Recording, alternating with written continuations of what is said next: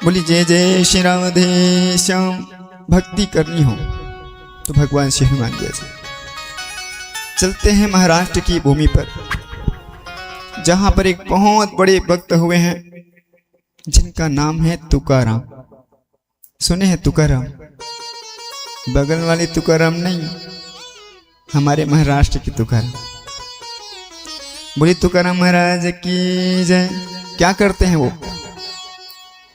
विठ्ठल विठ्ठल जय जय विठ्ठल, विठ्ठल विठ्ठल जय जय विठ्ठल। पांडुरंग विठ्ठल की भक्ति करते हैं। और विठ्ठल के जो भक्त हैं, आइए उन्हीं गाथा को श्रवण करते हैं।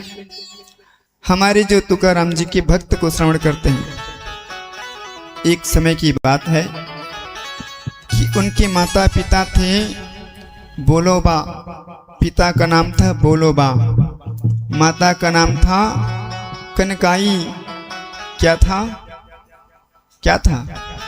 माता का नाम कनकाई। आप जानते हैं ना, प्रश्न पूछने की बड़ी आदत है मुझे। मैं भूला नहीं हूँ, भूलने की मुझे आदत नहीं है। ये भी बहुत बड़ी एक खराबी मान लीजिए, चाहे अच्छा ही मान लीजिए। कल मैंने प्रश्न पूछा था, उस प्रश्न का भी उत्तर मैं अभी मांगूंगा। कल एक प्रश्न छोड़ कर गया था ना मैं। उन्हीं जय जय श्री राधे श्याम। महाराष्ट्र की भूमि पर दो बहुत बड़े भक्त थे। एक थे बोलोबा और एक थे कनकाई। दोनों विठ्ठल विठ्ठल विठ्ठल करते थे। पांडुरंग के बहुत बड़े भक्त थे। साक्षात भगवान श्री हरि विष्णु के ही अवतार हैं पांडुरंग। जानते हैं ना? विठ्ठल विठ्ठल विठ्ठल जय जय विठ्ठल विठ्ठल विठ्ठल। हर पल, हर समय, हर घड़ी, हर वक्त भगवान अपने प्रभु विठ्ठल की सिमरन किया करते थे। एक बार जब शयन किए हुए थे, उसी समय हमारे त्रिदेवों ने उनको स्वप्न दिया। और त्रिदेवों ने स्वप्न में कहा, हे बोलोबा, हे कनकाई, मांगिए, मैं आपकी भक्ति से प्रसन्न हूँ। क्या मांगना चाहते हैं? तो हमारे बोलोबा ने कहा और कनकाई ने कहा कि हे त्रिदेव स्वामी, यदि आप हमें कुछ देना चाहते हैं ना, तो हमें एक ऐसा वरदान दीजिए कि एक भक्त रूपी हमारे यहाँ पुत्र का जन्म हो, अवतार हो, जो हर समय आपकी भक्ति करे, जो गुणों से ओतप्रोत हो, जो आपकी भक्ति से ओतप्रोत हो, हर समय हर घड़ी आपकी सुमिरन करे, भजन करे, कीर्तन करे, वो अपने साथ साथ हमें भी तार दें। ऐसा हमें सुपुत्र की कामना है। हे त्रिदेव जी, यदि आप कृपा करें तो यह वरदान दीजिए। और हमारे त्रिदेव ने कहा कि तथास्तु। समय चक्र घुमा और आज हमारे बोलोबा और कनकाई के एक पहला पुत्र ने जन्म लिया, जिसका नाम था सावजी। पहले संतान का नाम हुआ सावजी। लेकिन ये क्या, जब दूसरी संतान होने वाली थी, गर्भ ठहरा हुआ था, हमारी जो माता है कनकाई, उनको वैराग्य उत्पन्न होने लगा। पंडुपुर गए और विठ्ठल स्वामी के पास जा करके उनसे प्रार्थना करने लगे, उनकी भजन करने लगे। जब उनके पति बोलोबा ने उनको लेने के लिए पहुंचे, तो कनकाई ने कहा कि स्वामी, मुझे घर जाने का मन नहीं करता, मेरे अंदर वैराग्य उत्पन्न हो रहा है। और बोलोबा भी समझ गए कि प्रभु की कृपा है। निरंतर अब कनकाई उस मंदिर में, पांडुरंग विठ्ठल मंदिर में जाने लगी, वहाँ सेवा करने लगी, भजन करने लगी, कीर्तन करने लगी। समय चक्र घुमा और वहाँ दिव्य प्रकाश ने प्रदीप्त हुआ और साथ ही साथ एक सुंदर सा पुत्र का जन्म हुआ, जिसका नाम था क्या था? तुकाराम। क्या था? तुकाराम। बोले विठ्ठल भगवान की जय। विठ्ठल विठ्ठल विठ्ठल, जय जय विठ्ठल विठ्ठल विठ्ठल। तुकाराम, उनका नाम था तुकाराम। और तुकाराम जन्म से ही तेजोमय था, बहुत भक्ति भाव वाला था। दिव्य प्रकाश के साथ इस संसार में आया और उनकी समय चक्र आगे बढ़ा। उनका तीसरा संतान ने जन्म लिया जिसका नाम था कान्होजी। क्या था? कान्होजी। और त्रिदेवों ने अपना वरदान को पूर्ण किया। त्रिदेवों की कृपा से भोलोबा और कनकाई के 3 पुत्र हुए। पहले का नाम था साहूजी, दूसरे वाले का नाम था तुकाराम, तीसरे का नाम था कान्होजी। भोलोबा अपने पुत्रों को पाकर और भी भक्ति करने लगे। पांडुरंग विठ्ठल, पांडुरंग विठ्ठल, जय जय विठ्ठल विठ्ठल। अब नाच रहे हैं, घूम रहे हैं, घूमते फिरते भगवान की सिमरन कर रहे हैं, अपने प्रभु की सिमरन कर रहे हैं। एक दिन हमारे बाबा भोलोबा ने मंदिर गए हुए थे। इधर घर में तुकाराम घर के अंदर रसोई में क्या कर रहा है? वो भी भगवान के भक्ति में डूबा हुआ है। तभी तुकाराम के कुछ मित्र आए और मित्र आकर के देखे, क्या देखे कि वो तुकाराम भगवान घर की अंदर की जो पूजा रूम है उसमें वो पूजा कर रहा है, मंत्रमुग्ध हो रहा है, दिव्य प्रकाश आ रहा है। जय जय विठ्ठल विठ्ठल विठ्ठल, जय जय विठ्ठल विठ्ठल विठ्ठल। उधर क्या, जब मित्रों ने देखा कि वो बाहर घर से बाहर ही निकल नहीं रहा, तो तुकाराम के जो पिताजी हैं भोलोबा के घर आते ही कहने लगे कि ये कैसी बात है कि हमारे मित्र तुकाराम वो भगवान के कक्ष में क्या कर रहा है। मित्रों ने यह तक शिकायत कर दी उनकी माँ को, कनकाई को, कि आपका जो पुत्र है ना तुकाराम, वो भगवान पांडुरंग से चिपक कर बैठा हुआ है, आलिंगन किया हुआ है, एकदम गले से लगा करके आलिंगन करके बैठा हुआ है।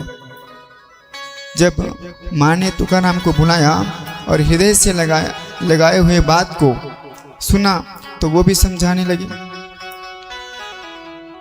कि ये कैसी बात है, पांडुरंग से कैसे चिपक करके रहते हो आप, विठ्ठल जी से कैसे चिपक के रहते हो आप। उसी समय हमारे तुकाराम जी कहने लगे, बाबा एक बात बताऊं, मैया एक बात बताऊं, ये कभी आपने अपने प्रभु से मिला है? उन्होंने कहा कि हाँ हाँ मिले हैं। कभी अपने प्रभु से बात किए हो? वो क्या जाने तुकाराम की भक्ति। उन्होंने कहा कि हाँ हाँ बात भी किए हैं। अच्छा, प्रभु ना हमारे जो विठ्ठल हैं वो मेरे से रोज बात करते हैं और उन्होंने ही मेरा हाथ पकड़ करके अंदर ले गए थे और मुझे गले से लगाए थे, इसलिए मैं भी उनको गले लगा करके बैठा हुआ था। और देखिए सज्जनों, तुकाराम पूरी तरह से उस विठ्ठल जी से जुड़ चुके थे, उनके संकीर्तन में जुड़ चुके थे। क्यों? क्योंकि उनके जीवन में गुरु आए थे और उस गुरु कृपा से ही वो विठ्ठल से जुड़े हुए थे। जय जय विठ्ठल विठ्ठल विठ्ठल, जय जय विठ्ठल विठ्ठल विठ्ठल। एक समय उनके जीवन में गुरु आई और गुरु की कृपा से उनके हृदय में एक तरंग जागा, उन्हें ब्रह्म ज्ञान की परम तत्व की प्राप्ति हुई और उन्होंने अपने हृदय में पांडुरंग विठ्ठल को दर्शन पाया। बोली विठ्ठल भगवान की जय। एक समय महाराष्ट्र में सूखा आया, सूखा पड़ गया। उसी समय न जाने कितने लोग, तुकाराम जी की जानने पहचानने वाले लोगों ने, उनकी मृत्यु हो गई।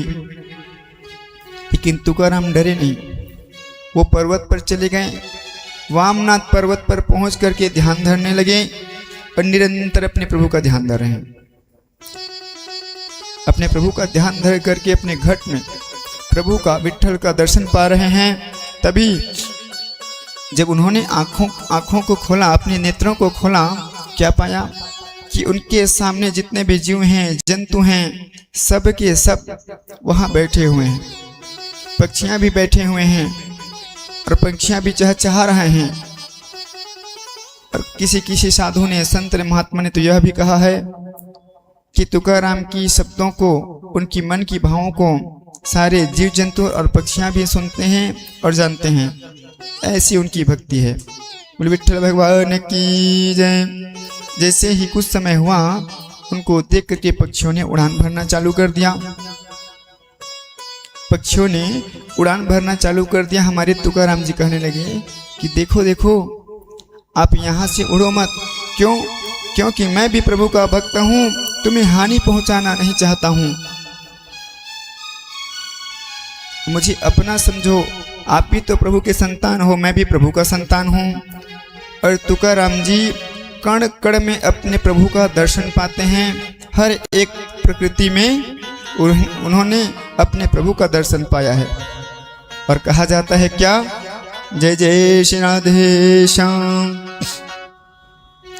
कण कण में झांकी है भगवान की, किसी सूझ वाले ने पहचान की। हर एक कण कण में हमारे भगवान विराजमान हैं, क्योंकि दिव्य नेत्र होंगे तभी उनका दर्शन पा सकेंगे। क्योंकि आज हमारे तुकाराम जी ईश्वरीय कृपा से गुरु तत्व को धारण किए हैं। गुरु की कृपा से उन्होंने उन पांडुरंग की दर्शन को पाया है। बोली जय जय श्री राधे श्याम, जय जय श्री राधे श्याम।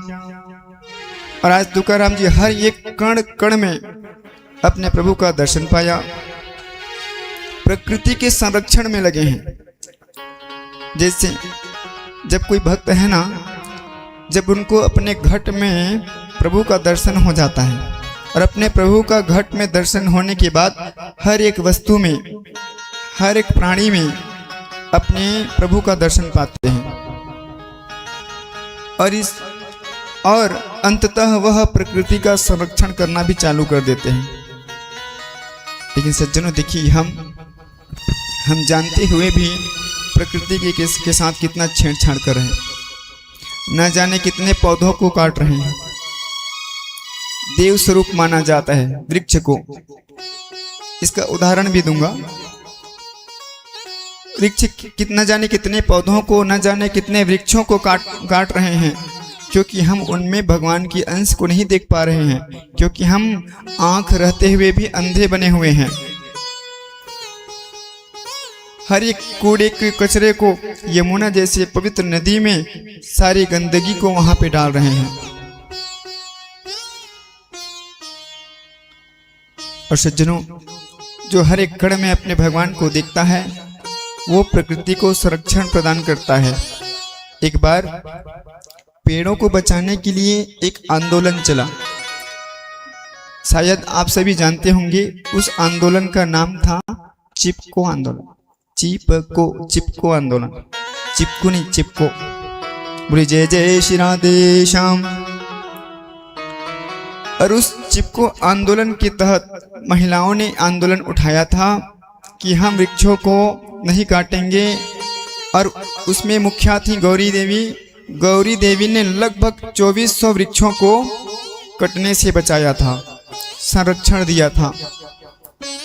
जब उनको ये पूछा गया कि आप वृक्षों की संरक्षण क्यों कर रहे हैं, तो गौरी देवी ने कहा क्या कि हमारे जीवन को जीने के लिए एक भाग है जो हम अति महत्वपूर्ण है। और आप सभी देख सकते हैं, बहुत सारी चीज हमें उपलब्ध कराती हैं, लकड़ियां, पेड़ पौधे, और उनमें भी भगवान का स्वरूप होता है। शायद आप सभी जानते ही होंगे, एक वृक्ष होता है कर्मवटिका, जिसको आप लोग अपनी भाषा में कर्मा पेड़ कहते हैं। जानते हैं ना? जानते हैं, हम लोग उसको कर्मवटिका वृक्ष कहते हैं। उस वैज्ञानिक दृष्टिकोण से जो कर्मा का पेड़ होता है, लगभग 4,500 तत्व, मिनरल तत्व उसमें पाए जाते हैं, जो सभी पेड़ों से सबसे ज़्यादा अधिक तत्व पाए जाते हैं। बहुत सारे पदार्थ होते हैं, वस्तुएं हैं, खाने की भोज्य पदार्थ हैं, उनमें इतने पदार्थ नहीं होता जितने इस पेड़ में होते हैं। 4,500, 1 2 3 4,000 नहीं, 4,500। और उनकी ये भी देखिए, उनकी संख्याएं बहुत कम हो गई हैं। हमें वृक्षों को संरक्षण देना चाहिए। जैसे तुलसी, जिसे हम माँ वृंदा के नाम से भी जानते हैं, बहुत से घरों में, लगभग 90% लोगों के घरों में तुलसी पाई ही नहीं जाती, जबकि सबसे ज़्यादा ऑक्सीजन देने वाली अगर कोई पौधा है तो वो है तुलसी। मैं आपको वैज्ञानिक दृष्टिकोण बता रहा हूँ, हमारी आध्यात्मिक दृष्टिकोण तो कहती ही है, और हमारे अध्यात्म विज्ञान को पूर्ण तरीके से मानती है। मैंने पहले ही इसका उदाहरण दिया हुआ है। बोली जय जय श्री राधे श्याम। एक उदाहरण से समझते हैं। टोंक जिले के लांबा गांव का एक छोटा सा बालक था, जिसका नाम था विष्णु लांबा। वो छोटा सा बच्चा था, पेड़ से, पौधों से बड़ा प्रेम करता था, और इतना प्रेम करता था कि छोटे से छोटे पेड़ से लेकर के बड़ा सा बड़ा पेड़ को काटने नहीं देता था। घर घर जा कर के पौधे की चोरी करता था और पौधों को रोपण करता था। सब लोग जानते थे कि पेड़ पौधे के बहुत बड़ा प्रेमी है, इस कारण कोई कुछ नहीं कहता, बल्कि उनका सहयोग करते। और इतना ही नहीं, जब उस विष्णु लांबा जी का विवाह हुआ तो उन्होंने, मैं दूर की घटना नहीं सुना रहा, अभी वर्तमान की घटना सुना रहा हूँ, आप आगे सुनेंगे तो समझ में आएगा। जो विष्णु लांबा जी हैं, उनकी जब शादी हुई ना, तो उन्होंने दहेज में क्या मांगा? 2 पेड़। आजकल क्या मांगते हैं? इत्यादि इत्यादि। उन्होंने केवल 2 पौधे मांगा। जब बाकियों ने देखा ये कितना बड़ा मूर्ख है, सिर्फ 2 पौधे मांगे, उनके पक्ष से ट्राली भर भर के पौधे आया। उन्होंने 2 पौधे मांगा था, दहेज के रूप में ट्राली भर भर के पौधे आया। विष्णु लांबा जी ने उन पेड़ पौधों को लगाया और जीवन को संरक्षण दिया, प्रकृति को बचाने का पूरा प्रयास किया। और आप जानते ही होंगे कि प्रणव मुखर्जी ने उसी विष्णु लांबा जी को ट्री मैन ऑफ इंडिया से संबोधित किया है। प्रणव मुखर्जी को जानते हैं कि नहीं जानते? कौन कौन जानते हैं? कौन है? प्रणव मुखर्जी उस समय राष्ट्रपति थे। बोले जय जय श्री राधे श्याम। तो उन्होंने, विष्णु लांबा ने क्या किया, वहां पे लगभग 56 क्रांतिकारी परिवारों को लेकर के गए और कहने लगे कि हम पेड़ों को बचाना चाहते हैं, कि हमारे जीवन जीने का एक मूल आधार है, जिससे हमारी श्वास प्रश्वास की क्रिया चलती है, और ये हमें जीवन को देता है। तभी हमारे राष्ट्रपति, उस समय के राष्ट्रपति प्रणब मुखर्जी, इनको ट्री मैन ऑफ इंडिया का पुरस्कार या उपकार जो भी बोलिए, उनको नाम से संबोधन किए। बोली जय जय श्री राधे श्याम। और ये ज्ञान सज्जनों, ये ज्ञान सीखने वाली ज्ञान है, केवल एक सिंपल सी गाथा नहीं है। उनको देखिए, प्रकृति में कितना सुंदर रहस्य, प्रकृति में सब कुछ दिखाई दे रहा है, उनमें अपना प्राण दिखाई दे रहा है। और यह ज्ञान आया कहाँ से? जब यही ज्ञान हमें प्राप्त करना है, सभी में अपने प्रभु को जब देखने लग जाएंगे ना, तो संसार स्वतः ही शुद्ध हो जाएगा, सभ्य हो जाएगा, सरल हो जाएगा, और हमें जीवन जीने की वास्तविक कला को भी सिखा देगा। यही ज्ञान की कमी के कारण हम पथ भ्रष्ट हैं, आसपास को नहीं समझ पा रहे हैं, ना ही प्रकृति को समझ पा रहे हैं और ना ही एक दूसरे को समझ पा रहे हैं। अगर इस ज्ञान को भी प्राप्त करना है, आगे बढ़ना है, तो उस ज्ञान को प्राप्त करने के लिए हमें गुरु की आवश्यकता है, क्योंकि टोटली रूप से सब के सब पथभ्रष्ट हो चुके हैं। किसी में कोई, मैंने पूर्व भी कहा है कि संवेदन नाम की चीज पूरी खत्म हो गई है। माइक्रोस्कोप से देखिएगा, वैज्ञानिकों ने रिसर्च किया है कि पौधों में भी प्राण होती है। प्राचीन जो हमारे मुनि थे, प्राचीन जो ऋषि थे, लकड़ियों का उपयोग क्या करते थे, लेकिन सूखे लकड़ियों का, कच्ची लकड़ियों का नहीं। जब हमें ज्ञान प्राप्त हो जाएगी, गुरु की कृपा हो जाएगी, तब हम हर एक वस्तु में, कण कण में अपने प्रभु की दर्शन पाएंगे और कहेंगे क्या, जर्रे जर्रे में है झांकी भगवान की, किसी सूझ वाले ने उनकी पहचान की। बोली जय जय श्री राधे श्याम। और सज्जनों, हमें भी तुकाराम की भांति ज्ञान प्राप्त कर सब में भगवान को देखना होगा, तभी तो हमारा समाज सभ्य होगा और सबके प्रति प्रेम जगेगा, भाव जगेगा, तभी हम आगे बढ़ पाएंगे। आइए 2 मिनट नाम संकीर्तन करते हैं, उसके बाद फिर कथा में आगे बढ़ेंगे। बोली जय जय श्री राधे श्याम। मनुष्य जन्म अनमोल रे, इस मिट्टी में ना रोल रे, अब जो मिला है फिर न मिलेगा, कभी नहीं कभी नहीं कभी नहीं रे। मनुष्य जन्म अनमोल रे, मिट्टी में ना बोल रे, अब के मिला है फिर न मिलेगा, कभी नहीं कभी नहीं कभी नहीं रे। मनुष्य जन्म अनमोल रे, इस मिट्टी में ना रोल रे, अब जो मिला है फिर न मिलेगा, कभी नहीं कभी नहीं। मनुष्य जन्म अनमोल रे, इस मिट्टी में ना रोल रे, अब जो मिला है फिर न मिलेगा, कभी नहीं कभी नहीं कभी नहीं रे। मिट्टी में ना घोल रे, अब जो मिला है फिर ना मिलेगा, कभी नहीं कभी नहीं कभी नहीं रे।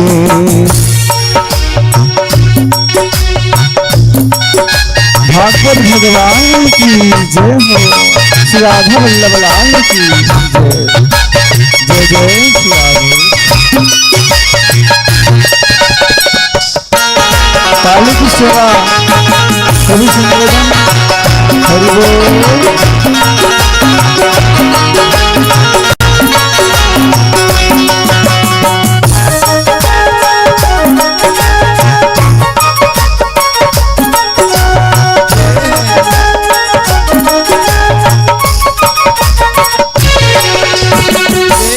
बुद्ध बुद्ध पानी का मत कर जो जवानी का, ये है बुद्ध बुद्ध पानी का, मत कर मौल जवानी का। है बुद्ध बुद्ध पानी का, मत कर जो जवानी का। ये है बुद्ध बुद्ध पानी का, मत कर जोर जवानी का। संभल कर, ये जो जीवन है वो क्षणिक मात्र है, हमें अपने जीवन की महत्व को समझना है। आज लोग प्रकृति के साथ छेड़छाड़ कर रहे हैं अपने स्वार्थ को पूर्ति करने के लिए, किसी भी हद तक चले जा रहे हैं। सज्जनों याद रखिएगा, प्रकृति से छेड़छाड़ करेंगे तो प्रकृति हमें छोड़ेगी नहीं और हमारी आने वाली पीढ़ी हमको ताने देगी, कोसेगी। इसलिए प्रकृति के साथ छेड़छाड़ नहीं करना है। और हमारी जो जिंदगी है ना, प्रकृति से जुड़ी हुई है। और मैंने पूर्व में ही बताया है कि प्रकृति को ही भगवान कहा जाता है। भ अर्थात भूमि, ग अर्थात गगन, व अर्थात वायु, न अर्थात नीर। भगवान शब्द में लगा हलन, अग्नि। और उन्हीं प्रकृति का संरक्षण करने से, उनमें भगवान के स्वरूप देखने से हमारी जीवन संवर जाएगा।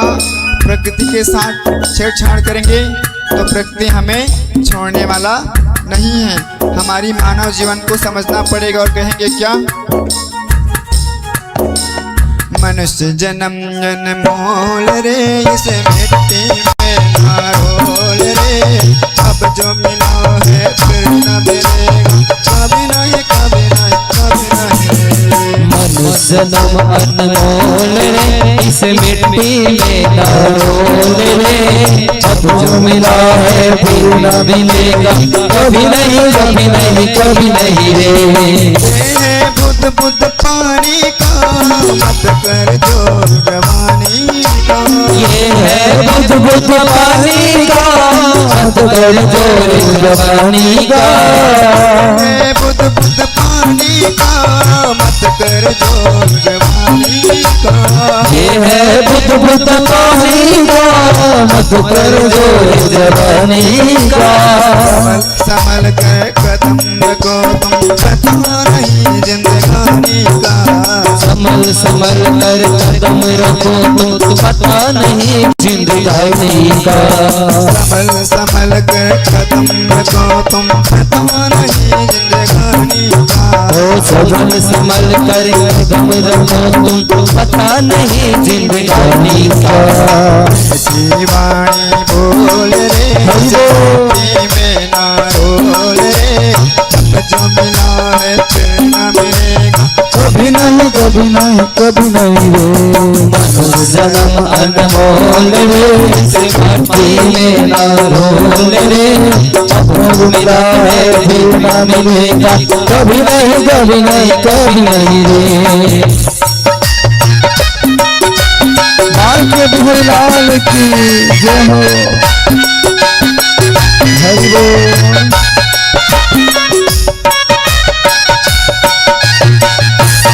जय श्री श्याम।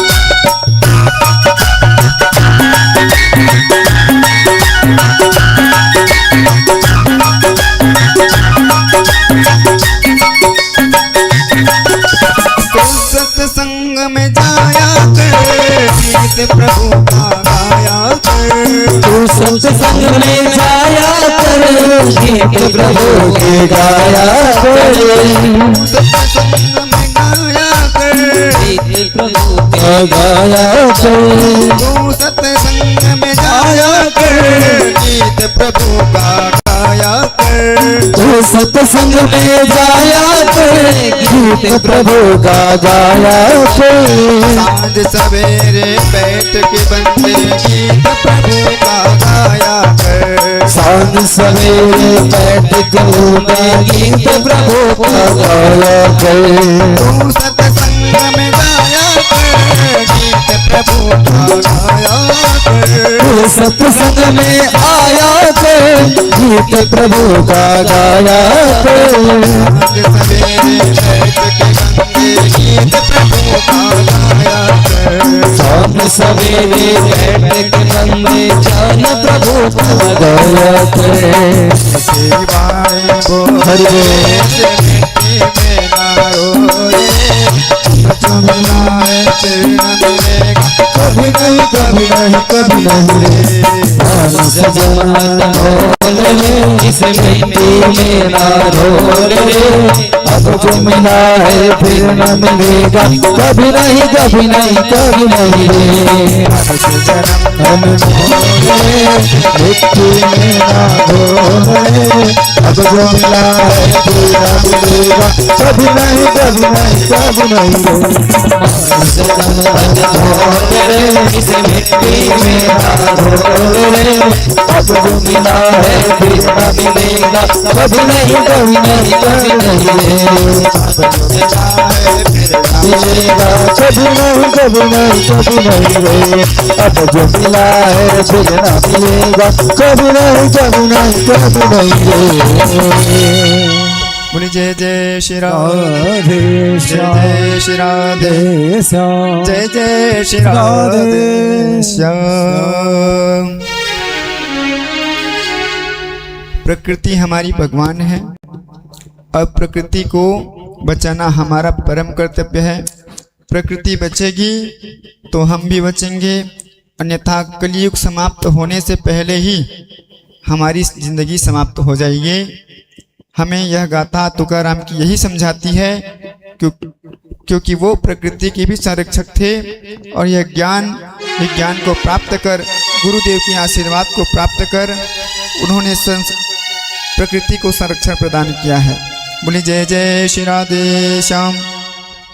एक दिन हमारे तुकाराम जी ध्यान में बैठे हुए थे। जब ध्यान में बैठे हुए थे उस समय हमारे इनके छोटे भाई कान्हो जी वो आए। उन्होंने क्या देखा कि तुकाराम भैया बैठे हुए हैं ध्यान में, एक बहुत बड़ा शेषनाग उनके पीछे खड़ा हुआ है जो तुकाराम की रक्षा कर रहा है।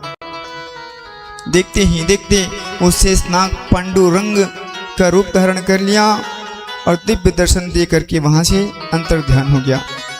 कान्हो जी ने देखा, तुकाराम को सारी वृतांत सुना दिया, हाथ जोड़ करके कहने लगा कि भैया जी पांडुरंग आए थे। तभी हमारे तुकाराम जी ने कहा कि जो भगवान की चिंतन करता है, जो भगवान की मनन करता है, जो भगवान के ध्यान में रहता है, जो भगवान की चिंतन करता है, भगवान उनकी चिंता करता है। हमें भगवान की चिंतन करना चाहिए। इसी प्रकार हमारी रक्षा हुई, हमारे साथ हमारे प्रभु आते हैं। ऐसा तुकाराम जी अपने छोटे भाई कान्हो जी से कहा। बोली पांडुरंग भगवान की जय। विठ्ठल विठ्ठल जय जय विठ्ठल, विठ्ठल विठ्ठल जय जय पांडुरंग विठ्ठल। निरंतर तुकाराम जी अपने विठ्ठल भगवान के सुमिरन में लगे रहते। जब उन्होंने सुना कि सारी वृतांत को जब तुकाराम जी सुने और तुकाराम जी ने कहा कि भगवान की चिंतन करो, चिंतन करने से वो हमारी चिंता करते हैं, तभी कान्हो जी ने कहा कि भगवान की चिंतन तुमने बहुत कर ली और भगवान ने भी आपकी चिंता बहुत कर ली। चलो भैया घर, क्योंकि भाभी अब आपकी चिंता कर रही है। बोली जय जय श्री राधे श्याम। तुकाराम की जो धर्म पत्नी थी उनका नाम था आंवला। क्या था? क्या था? आंवला। स्टोरी सुनिए कि नहीं आप लोग? क्यों? यही तो भ्रम है। छोटी मुंह बड़ी बात, क्षमा कर दीजिएगा अगर ज्यादा बोल दूं तो। ये लेटेस्ट गाथा है, प्राचीन गाथा नहीं। ये शिवाजी महाराज को जानते हैं ना? जानते हैं कि नहीं? उनसे जुड़ी हुई गाथा है। लोग प्रैक्टिकल बात करते नहीं, आप लोग प्रैक्टिकल समझते नहीं। प्राचीन गाथा को सुन करके बच्चों को सुनाएंगे, बिना प्रमाण का तो थोड़ी समझेंगे कि समझ जाएंगे। आप बोलेंगे आज के हमारे जो बच्चे हैं ना वो बहुत ज़्यादा स्मार्ट हैं। स्मार्ट ही नहीं, ओवर स्मार्ट है। और यहीं तक सीमित नहीं है, वो सुपर स्मार्ट हो गए हैं। आज सुपर स्मार्ट से भी आगे बढ़ चुके हैं, सुपर डुपर स्मार्ट हो गए हैं। बिना प्रमाण के मानने वालों में से नहीं है। तुकाराम जी की स्टोरी आपको आनी चाहिए, गाथा उनकी आनी चाहिए। बच्चों को सिखाएंगे, समझाएंगे, तब तो भक्ति में आएंगे। भक्ति की ओर अगर उनकी दिशा को मोड़ना है, मन को उनकी भक्ति की दिशा में लगाना है, तो प्रैक्टिकल बात करना होगा। हवा में बात करने से चलने वाला नहीं है। इसीलिए तो गुरु की खोज करनी चाहिए। In this world, on the world, we are trying to reach a perfect master, but nobody know how to get a perfect master. बोली जय जय श्री राधे श्याम।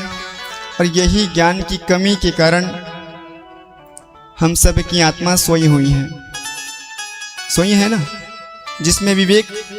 अच्छा एक बात बताइए, एक मूर्ति है, बहुत सुंदर है, बहुत ही ज्यादा सुंदर।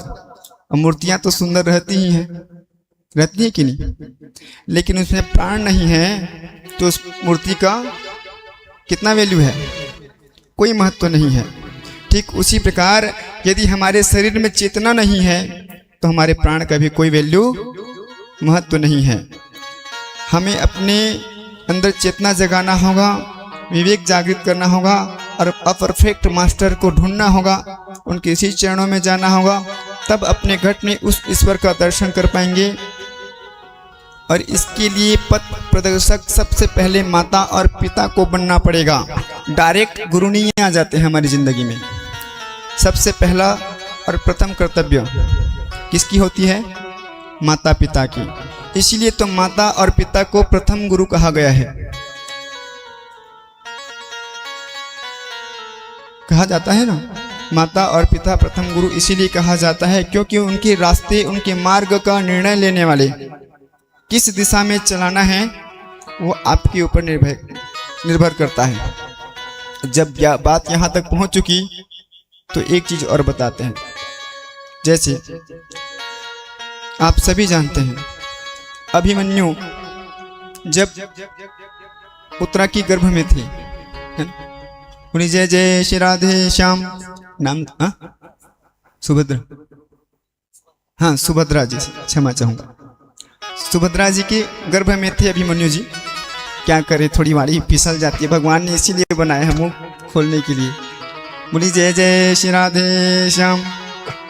सुभद्रा के गर्भ से जब अभिमन्यु जन्म लिए, जब गर्भ में थे तो सुभद्रा अर्जुन से सारी वृत्तांत को सुनते थे। कैसे धनुष विद्या के बारे में सुनते थे, ब्रह्म विद्या के बारे में सुनते थे, और यहाँ तक कि आप सभी जानते हैं चक्रव्यूह के बारे में भी सुना करते थे। जैसे ही चक्रव्यूह की कथा सुना रहे थे वो निद्रा में आ गई और अभिमन्यु जी आदि ज्ञान प्राप्त किए। कहने का भाव है सज्जनों कि गर्भ से ही हमें ऐसी तैयारी करना होगा, माताओं को ऐसी तैयारी करना पड़ेगा कि उनके पुत्र सुपुत्र, पुत्री सुपुत्री सब सही मार्ग पर चलें और अंतःकरण में चेतना को धारण करें। शुरुआत तो माता पिता के गर्भ से ही हो जाता है। उदाहरण आप शायद जानते होंगे क्योंकि मैं प्रैक्टिकल को मानता हूँ। समा बिन लादेन जी को कौन जानता है? समा बिन लादेन को कौन कौन जानता है? सब जानते हैं ना? बहुत हमारी माँ बहुत पढ़ी लिखी। हाँ, ऐसी माँ के चरणों में मेरा दंडवत प्रणाम। ऐसी जानकारी रखेंगे तब तो आगे बढ़ेंगे, यूं हवा में बात करने से कुछ नहीं होगा। समा बिन लादेन इतना बड़ा गुंडा कैसे बना कैसे?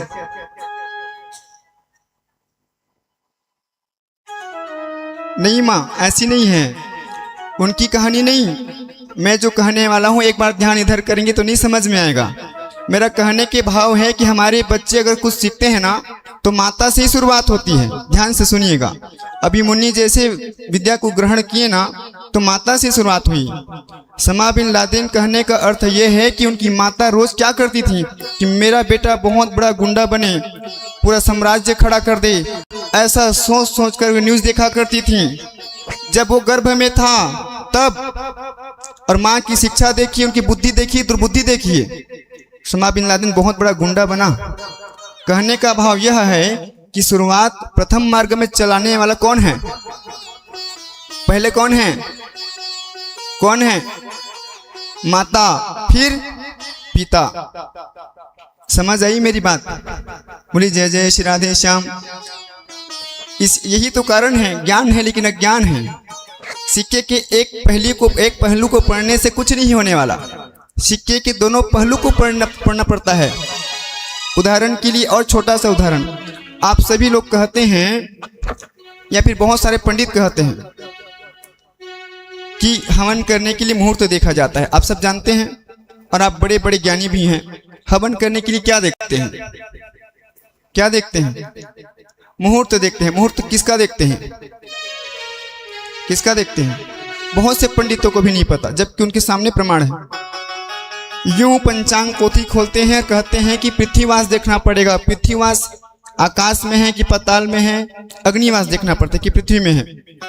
अग्निवास देखते हैं, आकाश में है तो धन का नाश, पाताल में है तो जन का नाश, पृथ्वी में है तो अच्छा फल देगा। ऐसा कह करके मुहूर्त निकालते हैं। लेकिन आप उसके एक पहलू को जानते हैं? उसी पंचांग या पोथी या पुराण को खोल करके आगे जब बढ़ेंगे तो उसी में लिखा है कि निष्काम रूप से किया गया हवन 24 आवर एनी टाइम कर सकते हैं। सिक्के के एक पहलू के जानने से जिंदगी बढ़ने वाली नहीं, यही सबसे बड़ी मूर्खता है। इसी को तर्क कहा जाता है और वेदों ने, शास्त्रों ने इसी को मूर्ख बताया है। अनाहुता प्रविशते अपृष्टो बहुभाषते अविश्वस्ते विश्वसिति मूर्छित नराधमः। बिना तर्क करना चाहिए, लेकिन प्रमाण के साथ। एक पहलू को जानने से कभी हमारी जिंदगी सुधरने वाली नहीं है। माँ एक प्रथम सीढ़ी है अपने बच्चे को सही मार्ग दिखाने के लिए, और हमारा अपनी अपनी माताओं का कर्तव्य है कि सही मार्ग में ले जाने के लिए। इसी छोड़ने वाली बात है ना, छोड़ने वाले के कारण ही हमारे बच्चे आज हमें छोड़ते चले जा रहे हैं। छोड़ने वाली बात से आज हमारे बच्चे हमें ही छोड़ते छोड़ते आगे चले जा रहे हैं। कमी हमारे बच्चों में नहीं है, कमी हम में है। तब तो हम अपने बच्चों को संस्कार नहीं सिखा पा रहे हैं। बच्चा जन्म नहीं ले पा रहा है टाइम बिताने के लिए, ले बेटा मोबाइल पकड़ ले, क्या सीखेगा, क्या सीखेगा? यही संस्कार है। जब आप भी रोएंगे ना दुख में, तो वो भी बोलेंगे ले माँ खा ले, लॉलीपॉप खा ले। तब नहीं बोलना कि मेरे बच्चा दुख दे। हमारे पास लाखों लोग आते हैं, यहीं से नहीं, कल भी बोला हमने। लेकिन हमें समझना होगा कि जड़ कहाँ है, जड़ को समझना पड़ेगा, तब आगे बढ़ेंगे। और हमारी परंपरा कहती है, हमारी कर्तव्य कहती है, ब्राह्मणों का काम है उपदेश देना। समझना या ना समझना अपनी अपनी बात है। बोली जय जय श्री राधे श्याम। कहने का भाव है कि माताओं को प्रथम पहल करना पड़ेगा, तत्पश्चात पिता को पहल करना पड़ेगा। और इतने बहुत सारे हैं, बहुत सारे। एक उदाहरण जिसको आप सभी जानते हैं, कौटिल्य पंडित जी को कौन नहीं जानते? जानते हैं ना। कौटिल्य पंडित के माता पिता जब वो गर्भ में थे तभी से उनकी मैया हर प्रकार की ज्ञान को, विज्ञान को अध्ययन करती थी। आज कौटिल्य पंडित जी को टक्कर देने वाला कोई है? किसी भी क्षेत्र में प्रश्न पूछिए बिना पुस्तक का, एकदम फिक्स परफेक्ट कुछ भी बता देते हैं। ये कहाँ से आया? माता की पहल से आया। और एक संस्कार जी, उन बालक का नाम भूल रहा हूँ, आप सभी जानते हैं, जिनकी माड़ी में रहता है हाय हेलो छोड़ो राधे कृष्ण बोलो। समझ में आया? महाराज जी का नाम भूल रहा हूँ, जो वृंदावन वासी हैं, अभी बहुत छोटी उम्र के, 6 से 8 वर्ष की उम्र है उनका। तो उनके अंदर संस्कार आया, कहाँ से आया? माता के गर्भ में रहने से जो माता ने अध्ययन किया, जो ज्ञान प्राप्त किया, उसके माध्यम से उनको ज्ञान आया।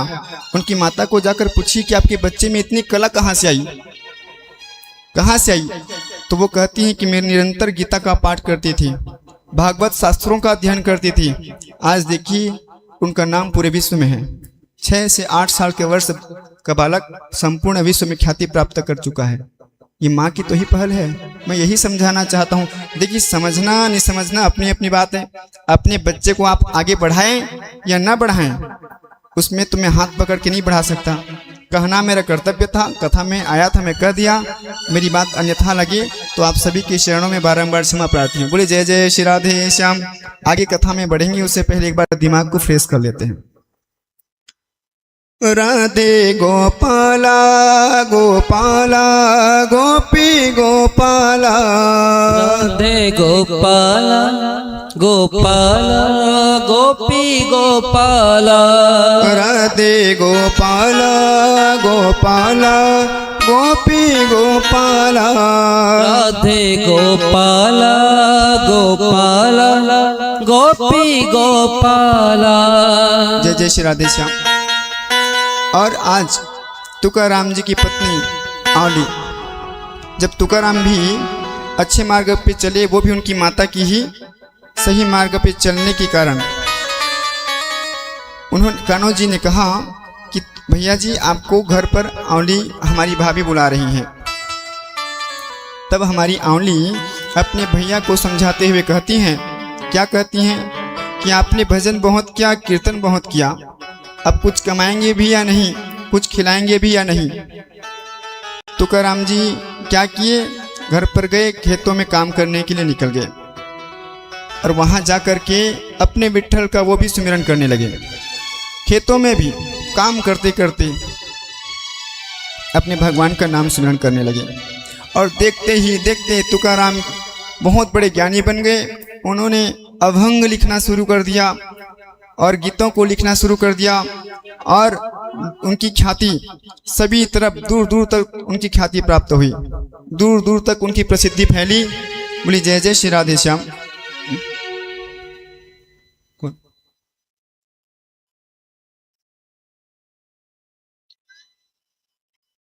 ठीक। बोलिए भागवत भगवान की जय। हमारे बीच उपस्थित माननीय मुकेश अग्रवाल जी खरसिया से पधारे हुए हैं।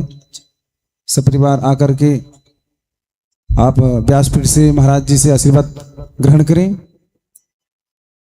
बोले भागवत भगवान की जय। जय श्री राधे श्याम।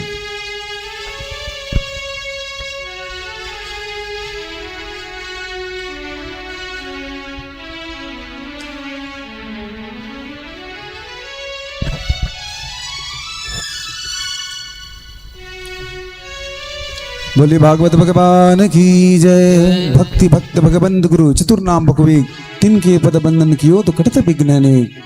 भक्त भगवान संत महात्मा गुरु ब्राह्मण देवता के चरणों में अगर नतमस्तक हो जाए और उनकी सेवा कर लिए, भगवान कहते हैं भागवत में कि साक्षात वह मेरे विग्रह है और उनसे भगवान अपने पराभक्ति को प्रदान करते हैं, उनको अपनी मुक्ति को प्रदान करते हैं। तो इस प्रकार माता पिता गुरुदेव भगवान की सेवा निरंतर करती रहनी चाहिए, यही भागवत की शिक्षा। बोली भागवत भगवान की जय। जय जय श्री राधे श्याम। जय जय श्री राधे श्याम। आज तुकाराम जी ने बहुत सारी गीत गोविंद को लिखा है और बहुत सारी अभंग को लिखा। उनकी ख्याति दूर दूर तक फैली, इतनी फैली कि वो ख्याति हमारे शिवाजी महाराज तक पहुंची। शिवाजी महाराज ने अपने सैनिकों को बुलाया और कहने लगे कि सैनिकों, तुकाराम जी, मैंने तुकाराम जी के बारे में सुना है। क्या सुना है?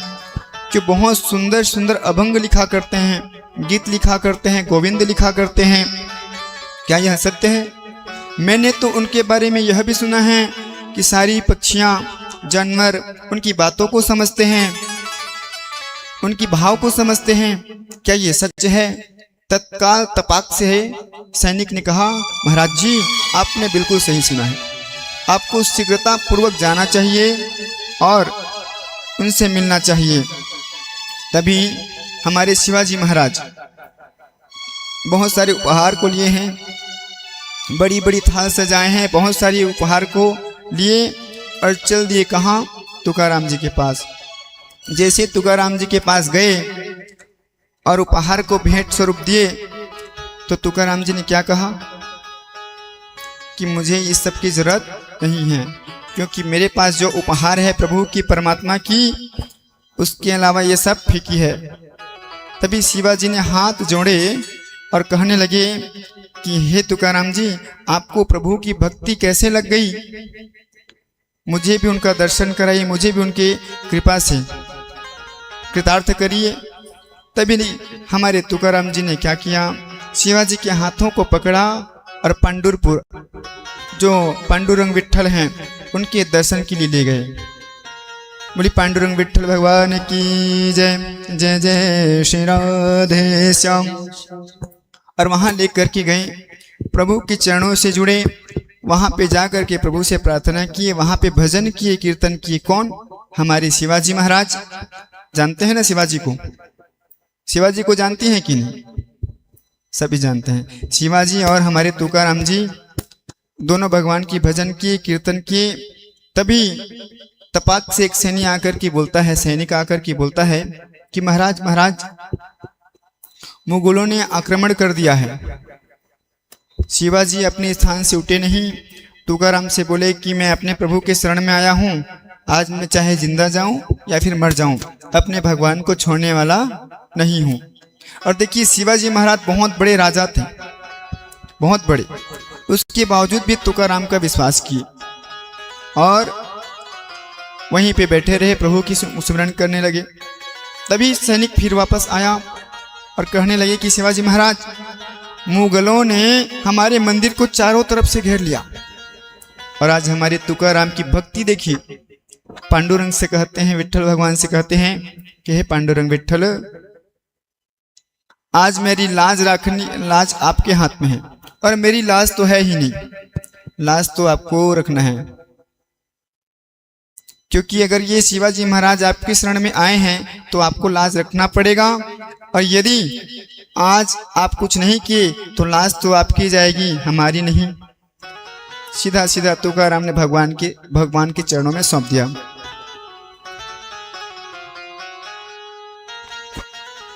लाज जाएगी पकड़ लो हाथ बनवारी, नहीं तो आगे बोलिए। सुने हैं ना हमारे परम पूज्य श्री राजन जी महाराज की मुखार बिंद सुना, यह संगीत बहुत अच्छा है। वही महाराज जी के मुखों से श्रवण करते हैं, आगे बढ़ते हैं। पकड़ लो हाथ बनवारी, नहीं तो डूब जाएंगे। पकड़ लो हाथ बनवारी, नहीं तो डूब जाएंगे। पकड़ लो हाथ बनवारी, नहीं तो डूब जाएंगे। पकड़ लो हाथ बनवारी, नहीं तो डूब जाएंगे। हमारा कुछ न जाएगा, तुम्हारी लाज जाएगी। हमारा कुछ न बिगड़ेगा, तुम्हारी लाज जाएगी। पकड़ लो हाथ बनवारी, नहीं तो डूब जाएंगे। पकड़ लो हाथ बनवारी, नहीं तो डूब जाएंगे। हमारा कुछ न बिगड़ेगा, तुम्हारी लाज जाएगी। हमारा कुछ न बिगड़ेगा, तुम्हारी लाज जाएगी। हमारा कुछ न बिगड़ेगा, तुम्हारी लाज जाएगी। हमारा कुछ न बिगड़ेगा, तुम्हारी लाज जाएगी।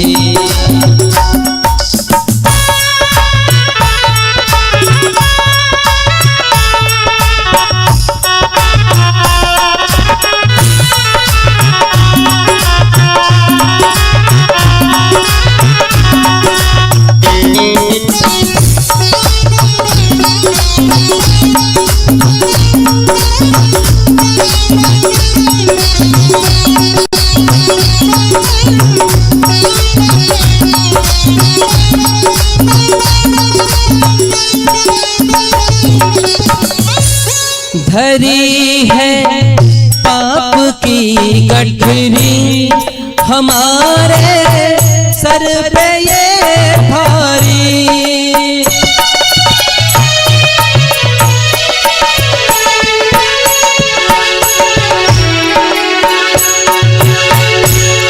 धरी है पाप की गठरी, हमारे सर पे ये भारी।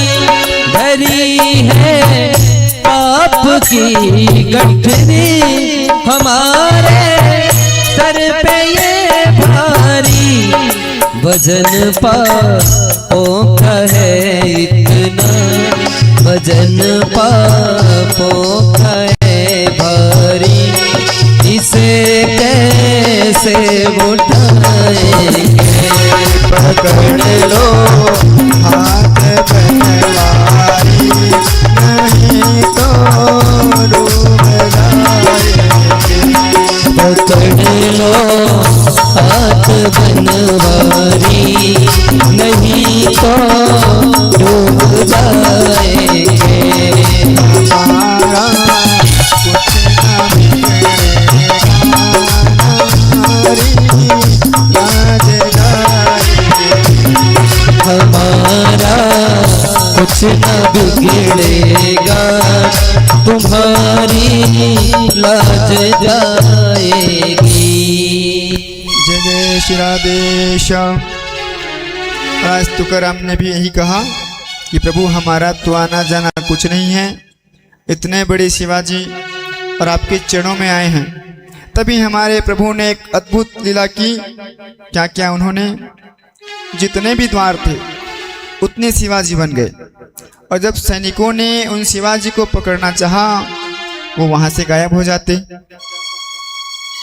और एक बार हुआ क्या कि हमारे विट्ठल भगवान शिवाजी का रूप धारण किए और वहां से बहुत दूर निकल गए, बहुत दूर, वो हाटी की जंगल की तरफ। और मुगलों की सेना उनको दौड़ाते दौड़ाते दूर चले गए।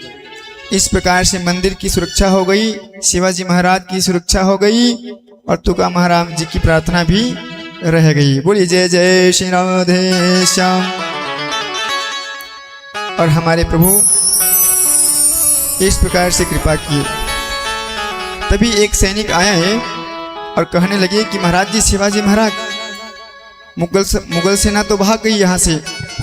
शिवाजी महाराज ने कहा कि ये सब भगवान की कृपा है, मैं तो यहाँ बैठा हूँ, ऐसा चमत्कार कैसे, मैं तो यहाँ बैठा हुआ हूँ। और वो समझ गए कि विट्ठल स्वामी जी का यह कृपा है, और उनका अनन्य धन्यवाद करते हुए उनको प्रणाम किया और वहाँ से वो चले गए और भगवान का बहुत बहुत धन्यवाद किया। और इधर तुकाराम जी भगवान से कहने लगे कि हे पांडुरंग विट्ठल, आप प्रकट हुए और हमें साथ दिए, मेरा साथ दिए, शिवाजी का साथ दिए, इसके लिए बहुत बहुत धन्यवाद। एक सच्चे मित्र की तरह आपने साथ दिए, इसके लिए बहुत बहुत धन्यवाद। आपने अपनी भी लाज रखी और मेरी भी लाज रखी। विट्ठल विट्ठल विट्ठल, जय जय विट्ठल विट्ठल विट्ठल। तुकाराम जी विट्ठल विट्ठल करते करते उनको धन्यवाद कर रहे हैं, और धन्यवाद कर रहे हैं सच्चे मित्र होने के लिए, सच्चे साथी देने के लिए। वो उनका बेस्ट फ्रेंड बन गए।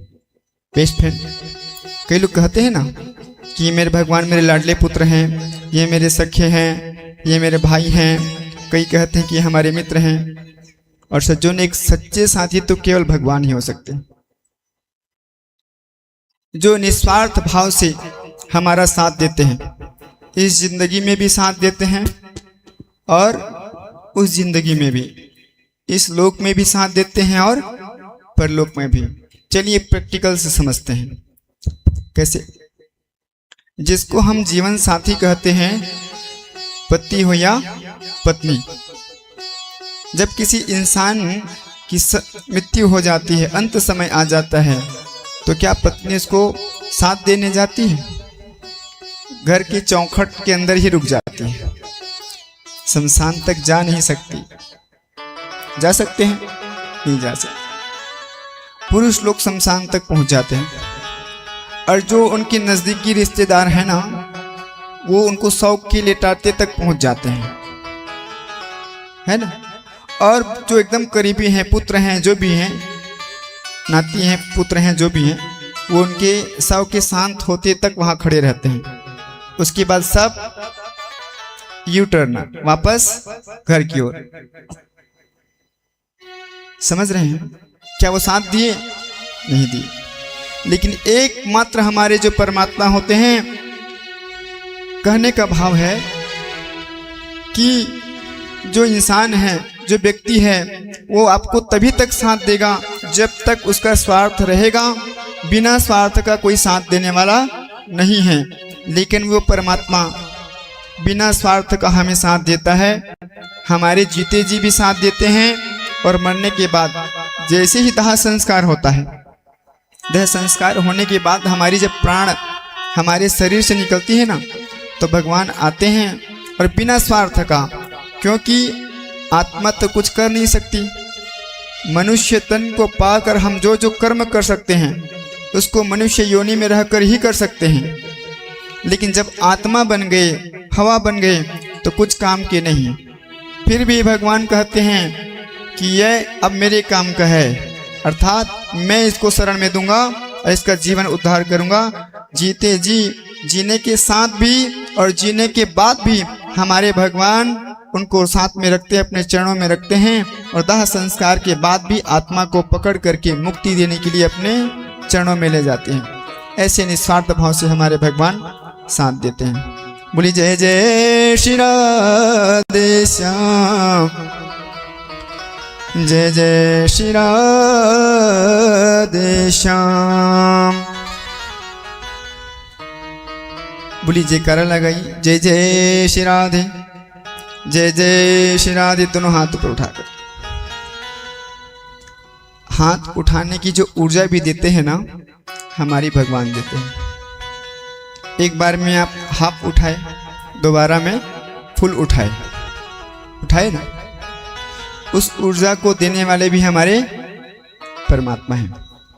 कैसे? आइए इसे एक प्रैक्टिकल से समझते हैं। Because you know I believe in practical. बोली जय जय श्री राधे श्याम। एक बार एक पिताजी ने अपने बच्चे को कहा कि बेटा उस पत्थर को थोड़ा वहां से खिसका दे। बहुत बड़ा पत्थर था, बहुत भारी था। बच्चा नजदीक गया और जाकर के उस पत्थर को धकेल रहा है, पीछे खिसकाने का प्रयास कर रहा है। एक बार प्रयास किया, दोबारा प्रयास किया। पिताजी ने देखा कि बच्चा उस पत्थर को उसकी जगह से टस मस भी नहीं कर पा रहा है। बच्चे ने कहा कि मैंने अपनी संपूर्ण ऊर्जा लगा लिया, लेकिन यह पत्थर हिलने का नाम ही नहीं ले रहा। पिता ने कहा एक बार फिर से जोर लगाओ। फिर भी बच्चे ने पूरा कोशिश किया, अपना संपूर्ण ताकत लगा दिया, पत्थर टस की मस नहीं हुआ। तब बेटे ने कहा कि पिताजी आप भी आइए। और जैसे ही हमारे पिताजी, बच्चे के पिताजी गए और दोनों साथ मिलकर के धक्का दिए तो पत्थर वहां से खिसक गया।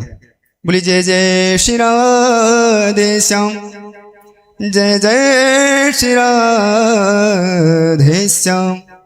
कहने का भाव है, जब एक बेटा पत्थर को अकेले धकेल नहीं सकता, खिसका नहीं सकता, मूवमेंट नहीं करा सकता, कब कराया? जब उसके पिता ने हाथ बढ़ाया, तब उस पत्थर में गति हुआ और वह पत्थर अपने स्थान से खिसक गया। जिस प्रकार एक बेटे को अपने पिता की सहायता पड़ी, उसी प्रकार हम जैसे बेटे को, पुत्रों को, पुत्रियों को परमात्मा जैसे पिता का साथ मिलेगा तो ऊर्जा प्राप्त होगा और सब कुछ करने में सक्षम हो जाएंगे। बोली जय जय श्री राधे श्याम, जय जय श्री राधे श्याम।